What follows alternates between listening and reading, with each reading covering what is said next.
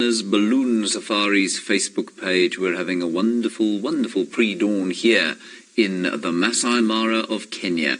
Please send us your questions or comments if you'd like to. You can send them, of course, on the comment section of this Facebook broadcast right now.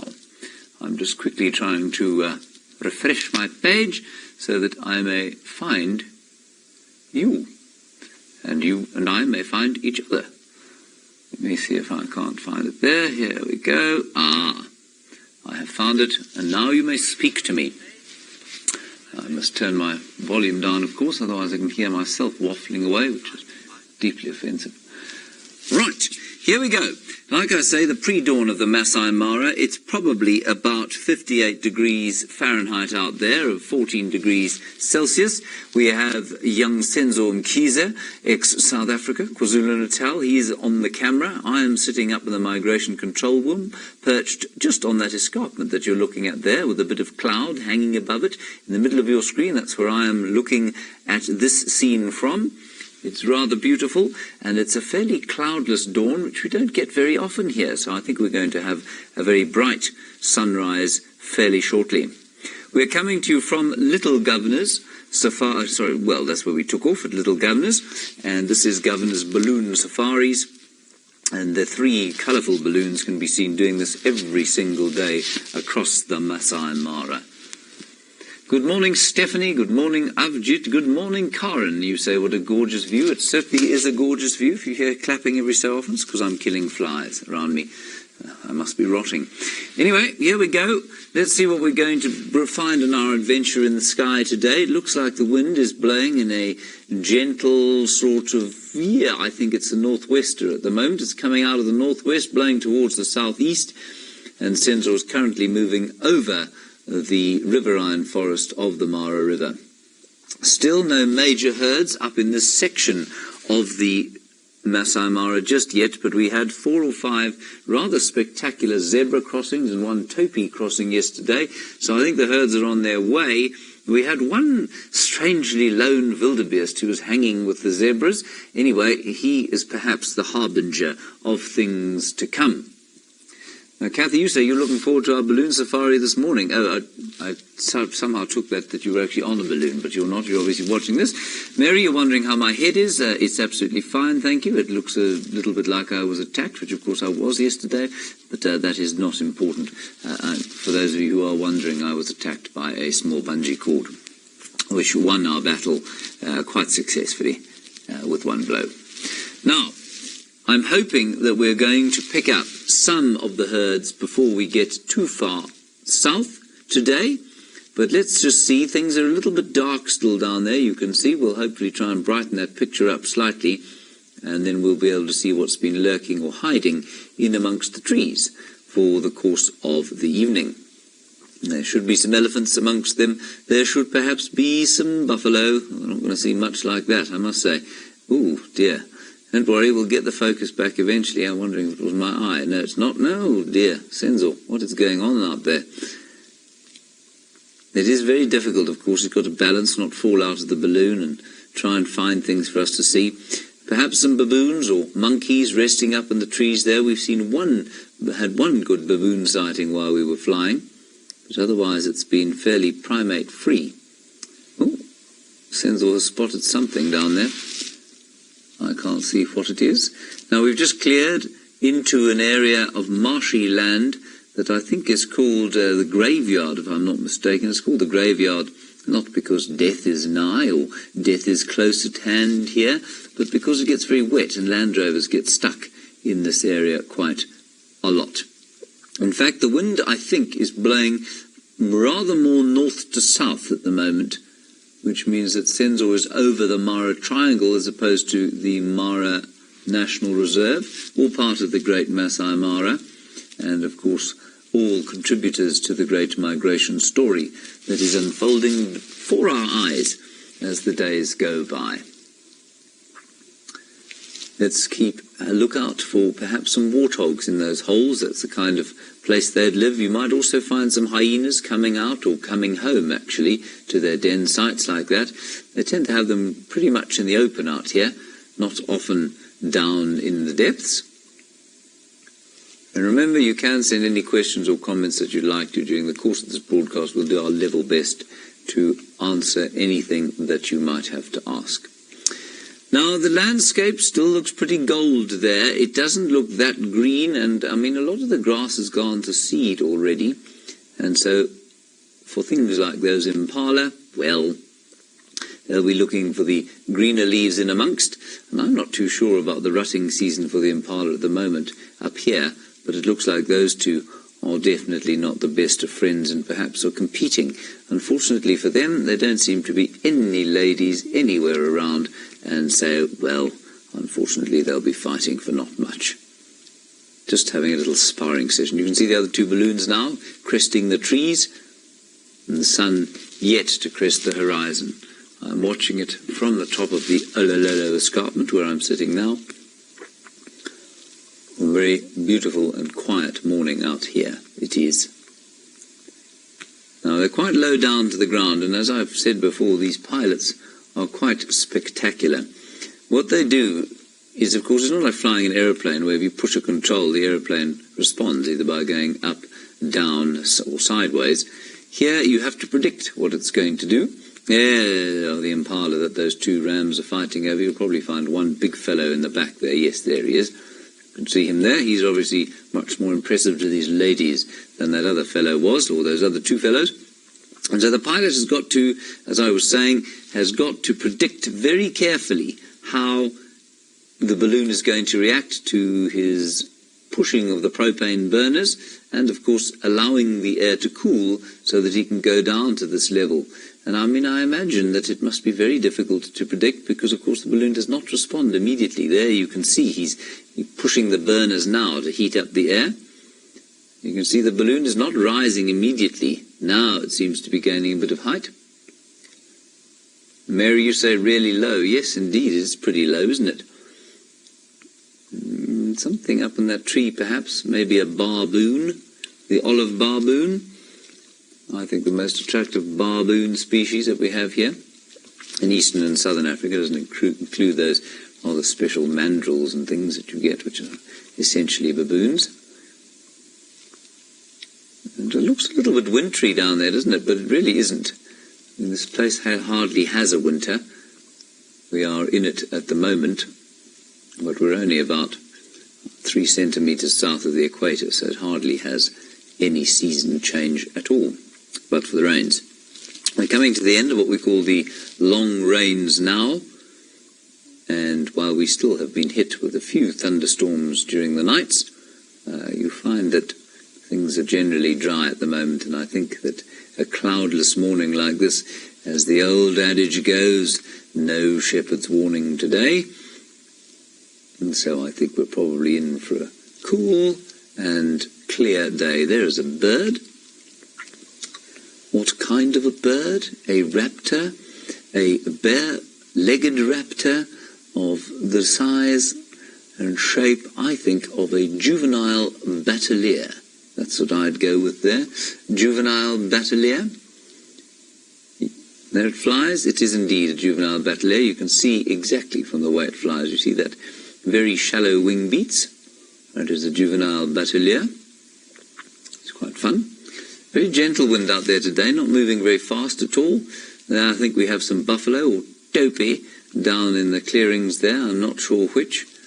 We should hopefully be able to tell in a few minutes. Now, if you have just joined us and you are new to balloon safarying, just remember that the other day we saw a kill from this balloon at the river live. We saw a crossing, an attempted kill by some crocodiles.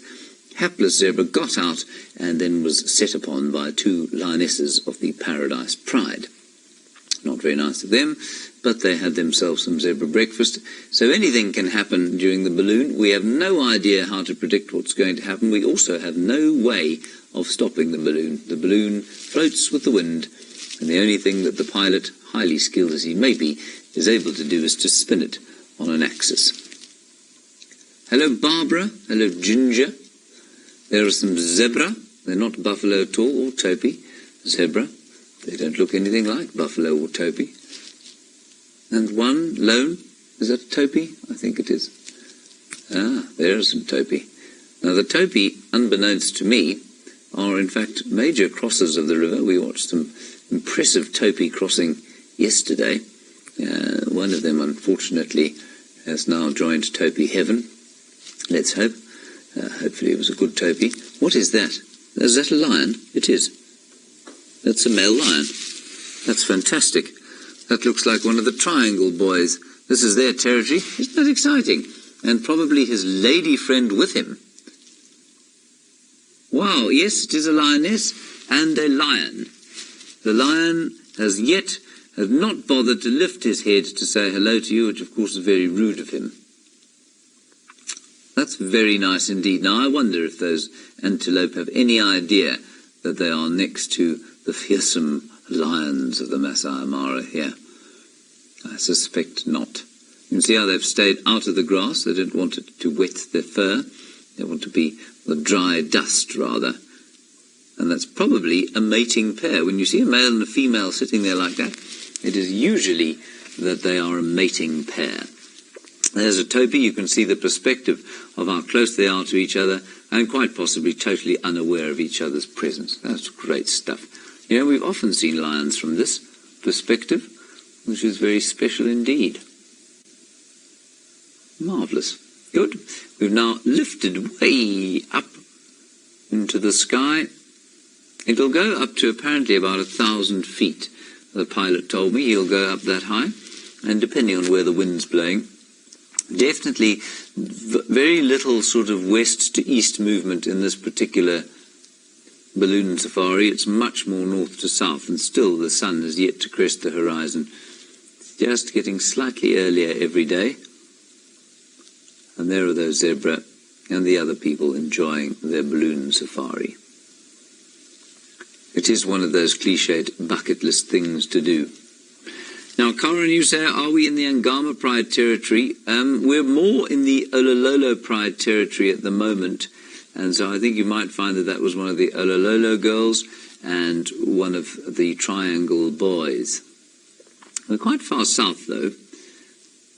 No, I still think that that's who they were. We're into the sort of the graveyard area on the fringes of the river. The Angamas don't tend to come this far east. They tend to stay much more up against the mountains there where we're looking now, just above that balloon. That's where I am. The Angamas hang around over there. That's the graveyard that you're looking at now. That green patch there, that marshy area. That will mire even the most serious of 4x4s. Here we have some waterbuck, bottom left, enjoying the morning, and unsurprisingly around the, water. There it goes.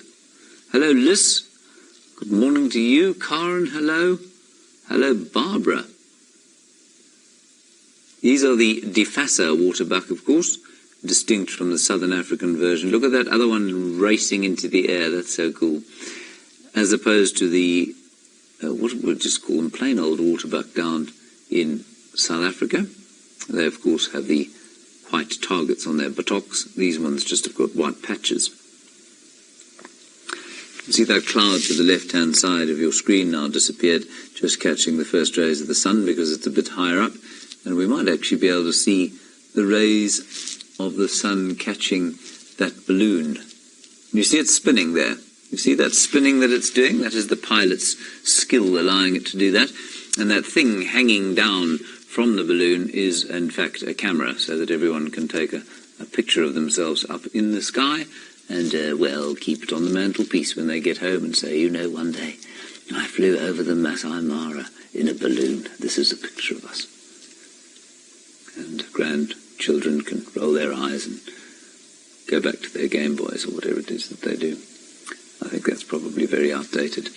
Righty. Now, let's see if we can't spot some more animals, and I can see the sun coming up from where I'm sitting. I'm sitting higher up than you are right now in the balloon, though. But it's about to peep up over the horizon. There we have a tree with a lilac-breasted roller in it. That is very impressively done by Senzo. I must say, 2 lilac-breasted rollers. Oh, that's fantastic. Very kind comments. Julia and Robin, you say you hope my eye is fine. It is very fine, thank you. And to those of you who don't watch this live, who watch it afterwards, please don't worry, I'm not in any great state of distress. I was attacked by a bungee cord yesterday, but I'm absolutely fine. What else can we see here? A number of termite mounds, and you can see where the termites have cleared away the grass there. Pretty sure that that's what they are, termite mounds. And you'll find that they don't build the enormous mounds that they do in places like South Africa or Namibia here, because the water table is that much closer to the ground. And because the water table is that much closer to the ground, it means that the termites don't have to dig so far to find the water, which they drink, of course, which they use to feed their fungus gardens, and which they use to air condition their very fine homes that they build for themselves. Lovely cloud there, just catching the first sun of the East African dawn. And there, our first glimpse of the Mara River, and if I'm not mistaken, some residents in the river. Are there a hippo, or is there a hippo or two over there? I think there might be. There are lots and lots of hippo that live in this river, thousands of them in fact. There we go. And we'll cross over the river a few times during the course of this little safari, because it does bend and turn, just like our lives, you know. Now, I believe we're also streaming to the Safari Live page, so hello to all the viewers on the Safari Live page. Lovely to have you with us. It's very good to have all of you in the balloon with us. And I'm just going to go across there now, see if I can't pick up a few comments and questions from that end of the world. While you do a really rather startling spin there in the air. It's not quite as hectic as all that. There's a fish eagle on a nest. That's brilliant. Fantastic. A fish eagle on a nest. That is beautiful. Isn't that amazing? I think that is astounding. Now, here we go. Good morning, Amy and Bobby and Janine and Maureen. Good to have you all with us. And Ewan. They're enjoying this beautiful scene over this iconic wilderness area. And while we look at it, I mean, one is tempted to talk about it in sort of hyperbolic terms of ancientness and, talking about it having been here forever and ever. But I love this ecosystem so very much because it is so intricately linked with our own, evolution as a species and our more recent history as a human population interacting and living in the wild. And this landscape, while it may have looked on and off like this for the last 4 million years or so, in fact, has only been a protected area since the sort of early parts of the 20th century.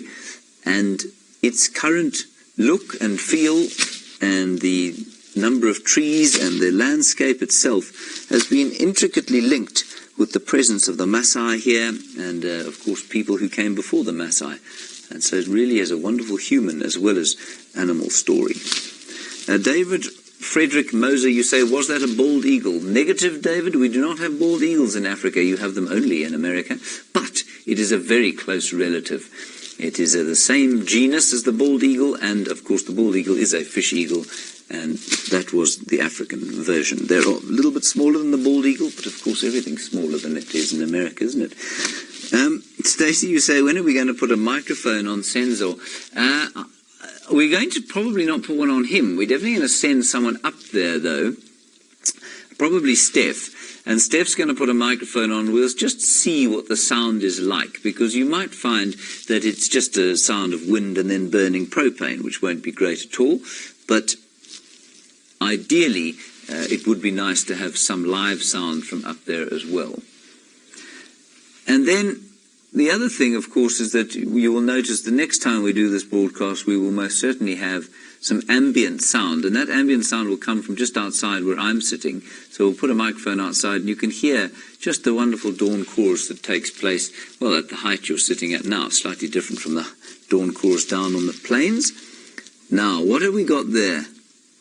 Tell me those are wildebeest. Are those wildebeest? Are they? Or are they topi? I think those are wildebeest. I may just be being hopeful. We're now in the marsh area of the Masai Mara National Reserves. We head south here. I wonder. There are huge numbers of topi here as well. No, those are topi, I think. I don't think they're wildebeest up here just yet. I might be wrong. I'm not sure. What does everyone else think?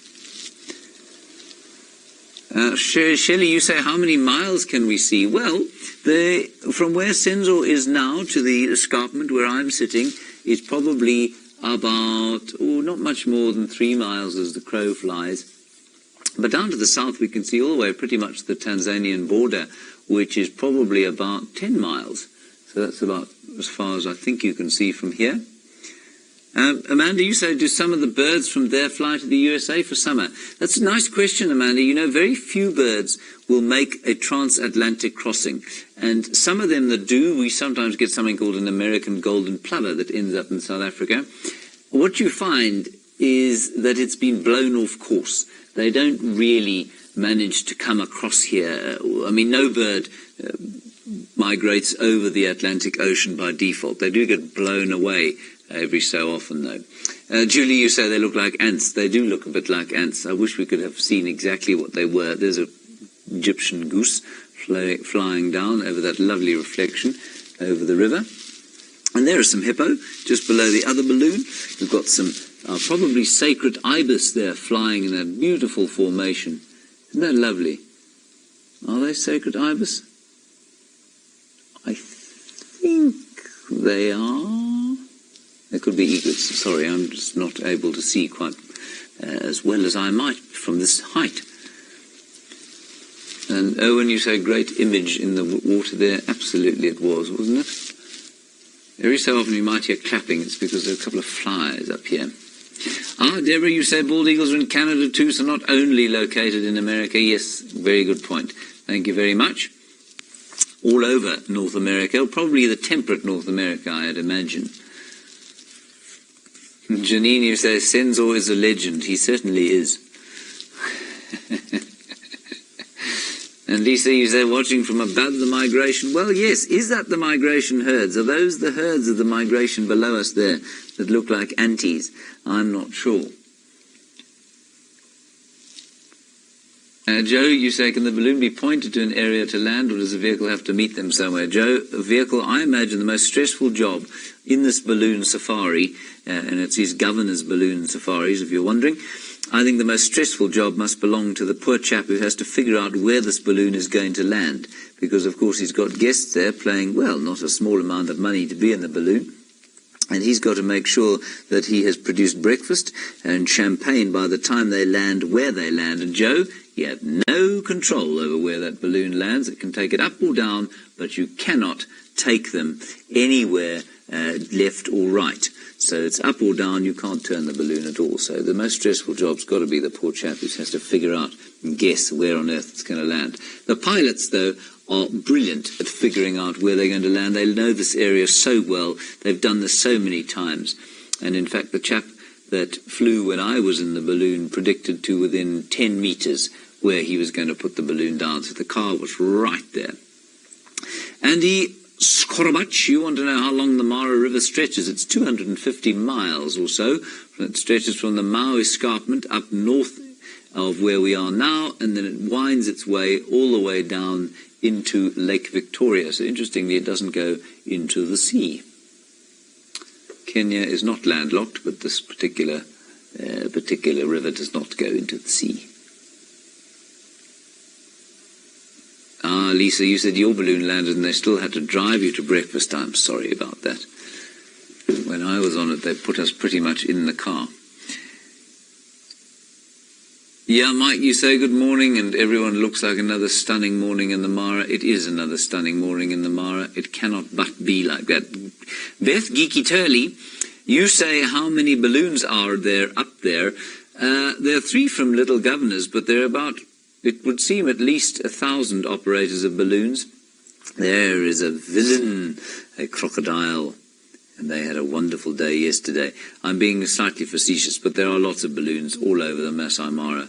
Governor's Balloon Safaris, however, is the only one that is above the river like this. So I think, if I was to guess, I've never been on any of the others, that this would be your best bet if you were to come out here. Janine, you say Los Angeles, but from New Zealand here. I'm not sure what that means, but welcome wherever you are. Bobby, you're wondering about wild dogs out here in the Masai Mara. They're on the list of creatures. I've not heard of anybody who's actually seen a wild dog here in the recent history, so I'm not sure. Maybe up in the conservancies, perhaps. Now, Patrick, you say you're from North Carolina and enjoying this. I'm very pleased. Jenny, the temperature probably about 58 degrees Fahrenheit, I imagine. Or probably warming up a little bit. Janine, you say crocs are not villains. No, I know they're not villains. There's no villain in nature, of course, but we're painting a story of the migration here, and I've kind of using the Masai Mara as a stage, and it's a drama that's unfolding with characters. And, of course, every great story's got to have a villain, and the crocodile is a wonderful villain, don't you think? There we go. Owen, more interesting information on bald eagles found in the coldest regions in Alaska and the wilds of Canada are much bigger in the colder climates. That's very interesting. I'm sure that's because of heat regulation. Thank you very much for that. That's wonderful stuff. Elisa, you say, indeed, wild dogs are occasionally seen on the conservancies. That's great stuff. And Janet, you say, simply breathtaking. That it is. Now, Joel, you say by Senzo it's colder than 58. He's higher. Yes, he is, but you know what? It's not cold up there. And I think it's because you're moving at exactly the same speed as the wind. So it doesn't feel cold at all. You don't get any wind rushing in your face. It's totally silent when the balloon is not actually going with the propane burner. And I think the sun's come up now, so it's probably gone up 2 degrees or so, 2 or 3 degrees. 61 degrees, I imagine, Fahrenheit now, 16 centigrade. Much more information on the bald eagle. Thank you, Sean, for that. The Haliatus, you've told us, is the genus. That is the fish eagle and the bald eagle.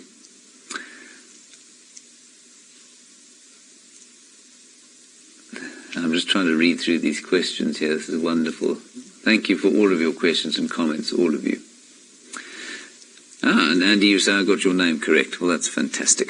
Right, let's go down and look at those bends that used to be parts of the river and are now gullies, oxbow lakes, and it just gives you an idea of how long this river has been moving through this area, and also is evidence of the tectonic activity that this area experiences. We are between the Western Rift Valley, which is sort of, I guess, indicated by Lake Victoria to the west of where we are now, and then the Great Rift Valley off to the east. And between those two parts of Africa, which are so slowly sloughing off the continent and moving into the Indian Ocean, you can imagine there's a huge amount of tectonic shift going on under the ground. And that is why I suspect this river has changed direction so many times over the thousands of years that, well, us and our ancestors have been knocking around in this area. And I imagine that for the very unlucky few, remember we're talking on geological time here, the very unlucky few, they must have experienced earthquakes and, of course, volcanoes in this area. They're not too distant past. Magnificent stuff. Sarah, you want to know where the camp is? Just look quickly now to the top left of the screen. You can see a little thing shining. Can you see that shiny thing on top of the hill there? That is where we are now. And I saw another wonderful question, but I'm afraid it's disappeared now. Amazing sight to see. Yes, April, it is, absolutely. And Lisa, you're just explaining there that the conservancies is private land leased from Maasai families and used for conservation and tourism. Absolutely. Very nice description there, as opposed to the Masai Mara National Reserve, of course, which is national land. Now we're back over the riverine forest here, and you can see that it's a developing landscape. That's called sort of immature forest, probably turn into slightly more mature stuff if left alone, but nothing here stays the same, you know.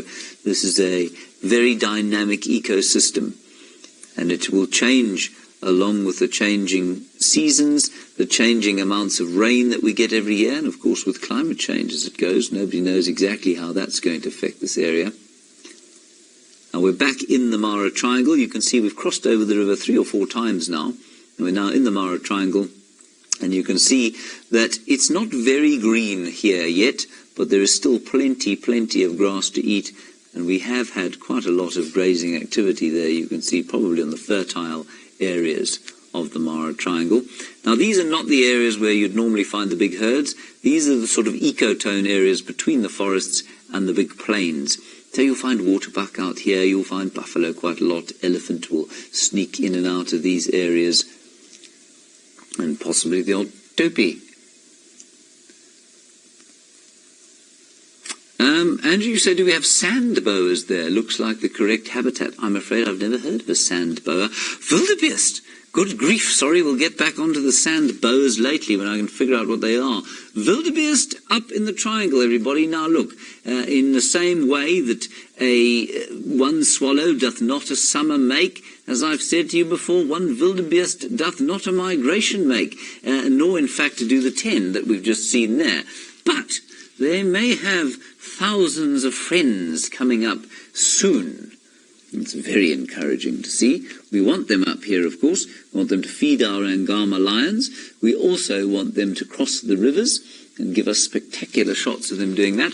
We are now heading sort of towards the northern crossings, but I think we're probably going to skip them today, because this balloon now you can see is going south of that road, and if you were to continue down along that road, pretty much underneath the balloon, you would arrive at the main crossings of the northern Mara Triangle. Brilliant stuff. You say, can you kill poachers on sight? Well, certainly I can't. No, there is a general sort of the modus operandi here is to not wipe poachers out on sight. It has been shown in just about everywhere that that doesn't really work. You need to engage in a slightly more subtle way with poaching, because poaching, unless it is for rhino, horn and elephant, which is a very small proportion of poaching, is largely desperate people hoping for a bit of meat. So blatting people on sight, apart from being a human rights abuse, is not generally considered the most effective conservation practice. Of course, and yeah, I mean, elephants and rhino do occur in this area, but poaching of those has been mercifully kept to a minimum. Laura, you say, do we see any elephants here? Yes, we see lots of beautiful elephants here. I think, give me a different impression from the ones in the Sabi sand. They seem slightly more detached from our presence, which I suppose is a good thing. And they've got the most sparkling white tusks. I think that's because they dig less here. I think they dig for fewer roots, and they eat far more in the way of grasses, perhaps. Oh, we have a hyena going home after a night of wassailing around in the plains. I say going home, they often head back to the den sites at this time of the day.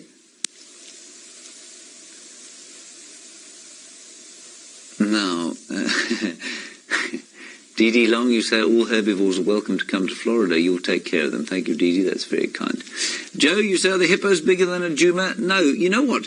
There are a lot of questions like this, Joe, about are the animals bigger or smaller here than they are at Djuma in the Sabi Sands, where we have our other operation, if you aren't a regular viewer. I think that that's brought about by the scale of this landscape. Because it's so open, it tends to feel like it's much larger than the Kruger ecosystem, which it isn't, of course. It's roughly the same size, and in fact Kruger might be slightly larger, but that will, including the Mozambican and Zimbabwean sections. But because the scale of this is so much bigger, because you can see it, we're hanging above it, and because the bush is so much less dense. I think the impression is that animals are a bit bigger here, and I don't think they are. I think the lions might be slightly stockier. I would say that they are slightly shorter, I'm guessing here. So I'd say roughly the same size. Hippo, about the same size. I've seen some gargantuan hippos in the dams around Djuma. And so I think, no, I think everything's about the same size. If anything, I'd say the elephants of Kruger may be slightly larger, but I don't think so. Probably just about the same size. And remember that there is often some subspeciation, which is a difficult thing to say at this time of the morning, but it means that when populations have been separated from each other for an extended period, sometimes their genetics will change sufficiently for them to become different subspecies.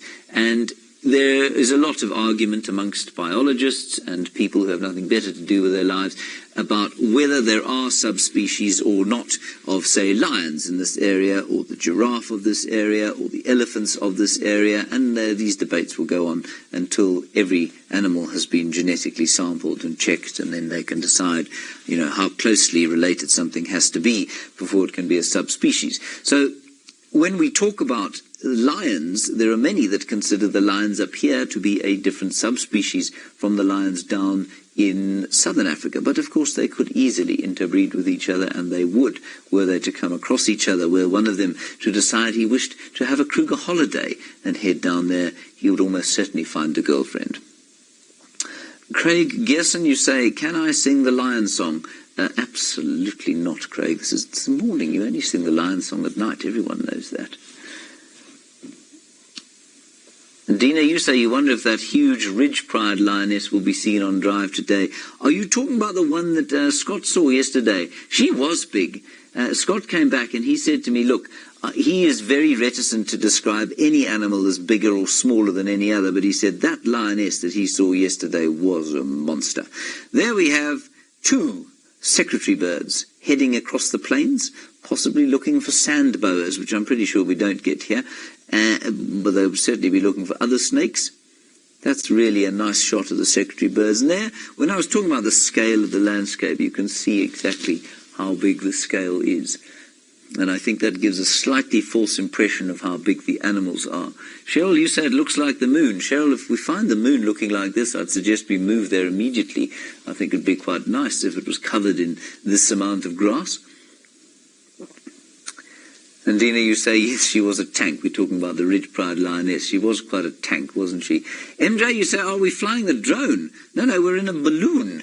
The drone is not allowed out here, and so we've taken to the skies in a balloon, slightly more sedate than a drone. Bobby, you say, is this a sandy area? You know, almost universally not, Bobby. It's quite clay-rich, and it's one of the reasons that you don't get big termite mounds. You get very shallow, or not shallow, very low termite mounds. I'm using the wrong adjective there, but you know what I mean. It's quite clay-rich, and it means it retains water a lot more than it would, say, in an ancient, very ancient landscape like the Sabi sand.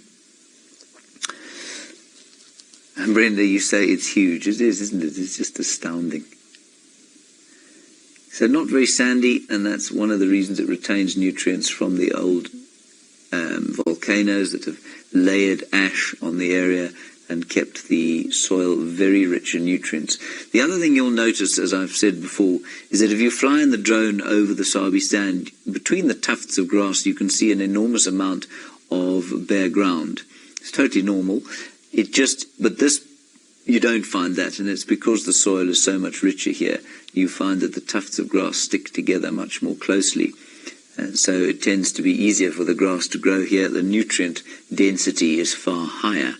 Still, you see wonderful little elephant paths going down towards the water. Looks like some zebra in the background there. Not a zebra at all. A Thompson's gazelle. Doesn't look anything like a zebra. And then a topi, my favourite antelope out here. Stephanie, you say, do cheetahs form coalitions like cheetah plains? Absolutely they do. There's a cheetah coalition of 5 that Scott managed to find yesterday, which is very exciting. We're hopefully going to spend a bit more time with them over the course of the time that we're here, but, you know, they are in a rather difficult area.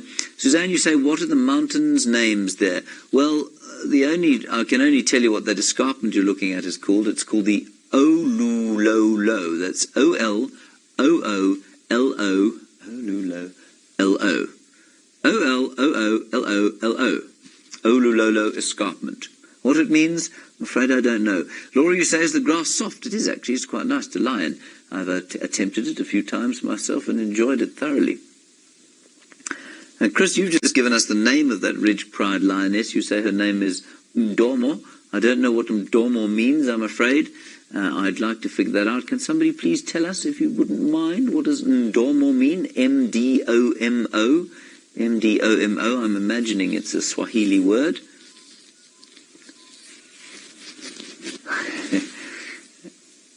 Bebe Patamavong, you're saying la la la la la la la. I think you're sort of making a play on the Olololo word there.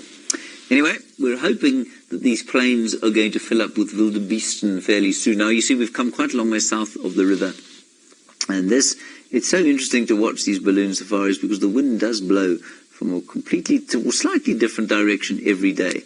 And if you're with little governors, of course, or not little governors, with governors' balloon safaris, you're able to come over the river a few times and then out into the plains like this. And what do we have there? Another hyena. Is that a hyena? It is a hyena.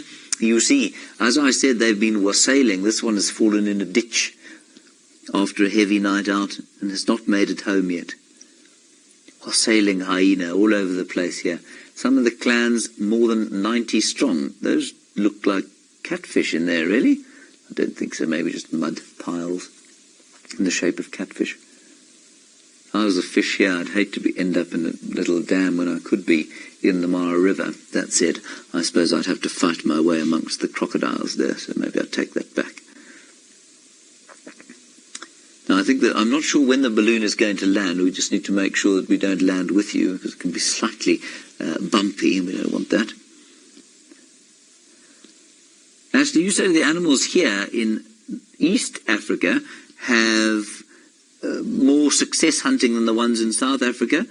No, I don't think so on the whole. I think during the migration season, yes, definitely. But we've watched those Agama pride lionesses try and hunt zebra very unsuccessfully, in the same way that we've often watched the Nkuhuma pride down south try and hunt.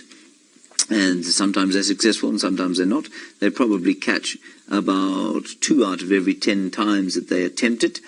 And I think you'll find that it's much the same here until the migration's in town, and then it becomes really rather easy. Righty, Greg, you say you've been in Kenya and been on the balloon, and it was an amazing experience. Yes, I'm sure. It was just astounding when I went on it, I must say. This is now, of course, Senzo's 10th trip or so. Baba, you say hello, Jeremy. Yes, quite. Hello, Jeremy, whoever you are. I hope you're having a lovely day.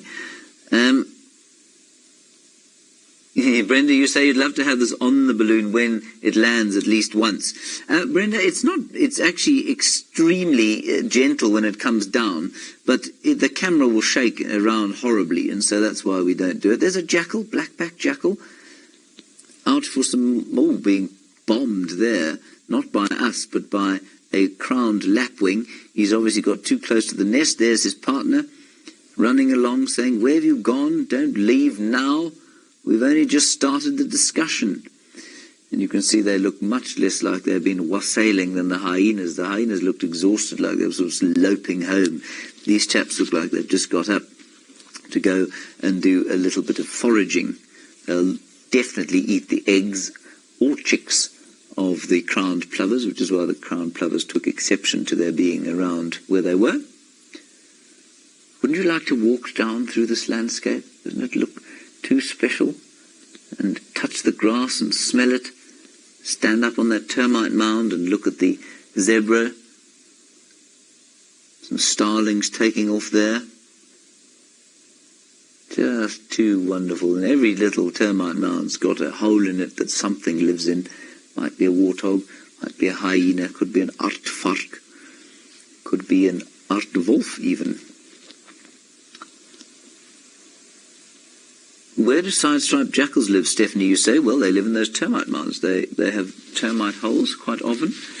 And what you will find is that they make dens there. They don't live in them permanently, but as soon as they've got pups, they'll put them down in there. It looks like a large stork flying away there. I'm not sure what that was. Perhaps a marabou.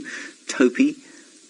You can see the zebra. Well, they're just sort of moving out the way, but they're not panicked by the balloon at all. What is that? It's a Cory bustard. The world's heaviest flying bird. That is the last time I'm going to give that fact about the Cory bustard, because every time I see a Cory bustard, I say, oh, there's the world's largest flying bird. And it must get deeply boring for everybody who has to listen to it.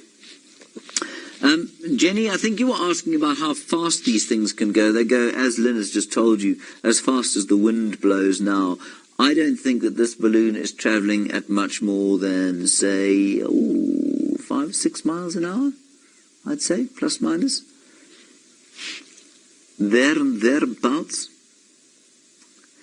Angie, I'm so sorry. You say, I've never heard of a sand boa, and yet I'm here in Kenya. Time to do some research. Absolutely. I promise you, Angie, I will do my research on the sand boa. I do apologise profusely for my extreme reptilian ignorance today. I will sort that out forthwith. Kimberly, you say you can't believe how light it is. Does the Mara have winter sun change? No, we're so close to the equator that it varies very little. And of course, most of you are talking to us from northern climes of either Europe or higher latitudes of the south, like South Africa or New Zealand or Australia, where there is a far greater variance in the daylight hours. We've just come, we were here for the winter solstice, and I think that the variation is probably not more than an hour either side. I think it's only about an hour and a half in South Africa.